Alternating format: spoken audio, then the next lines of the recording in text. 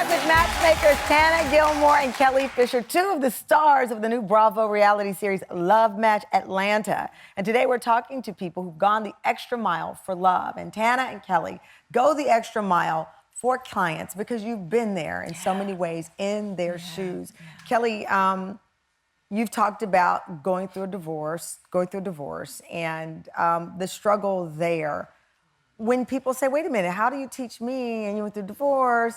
I actually think that's a cool question to ask you because you were like, wait a minute, I have, and here's what I learned. Right. Yeah, I mean, I was going through life. Everything was fine, you know, great job, great car. And then all of a sudden life happened. My daughter actually was diagnosed with cancer, pediatric cancer. Then we went through a divorce and then kind of moved to relocate to another job. And then I had to reinvent myself. So, you know, a lot of people will say, okay, I'll go to a matchmaker. But I mean, I have actually lived it, and Tana has as well, like lived, you know, reinventing yourself, really trying to find yourself, and then getting out into the dating world and really feel, I mean, it's technology, so many things are different now. Tana, you were married 20 years, y'all separated? It's 20 years this year. 20 celebrating years this 20 year. years this year, yes. Trey.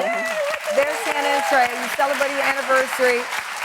But I think it was in 2008 you separated. We did. We and separated then you for dated 2.5 other. years. You didn't just separate. You dated other. We dated other people. We moved out completely. We left our homes and moved into separate homes, and we dated other people. So when people say, "Oh, you've been married for so long," like, how do you even know what the single life is about? I'm like, oh, I know. I was out there for a little bit. Yeah, for 2.5 years. I love it. I was out there a little bit. Oh boy, Trey. So I got to feel what our singles feel. Before the break, Tana, I think it was you who said managing their expectations. Yeah. What does that mean? So oftentimes our clients will come in the door with a whole laundry list, Tamron, of like what they want in a partner. Right. And Give me some examples. Oh my goodness. Things. So let's start. So she might be 5'2", but she needs him to be 6'4". So tell me why you need him to be 6'4". Like what? I have an answer for that. What? Yeah. Because the height of the child is the average of the two parents. So maybe they want a child that's 5'9". So that's not what they tell us. What they tell us is that, oh, because I'll feel so protected and safe. I said, when's the last time you've been in a fight? Oh. Okay, that's a good point. All right, what's another common thing? So they want tall.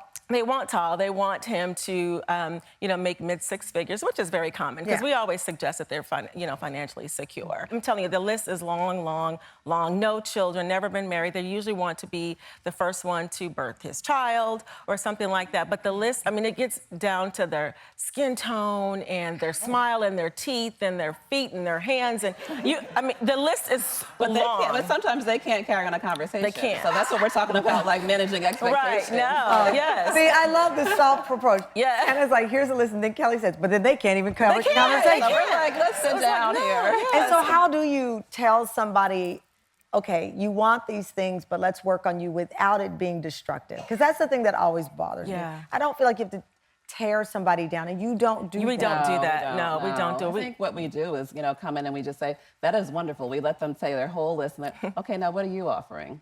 Oh. Yeah. So is that the question? What are you offering? That is the question. Silence. It's crickets.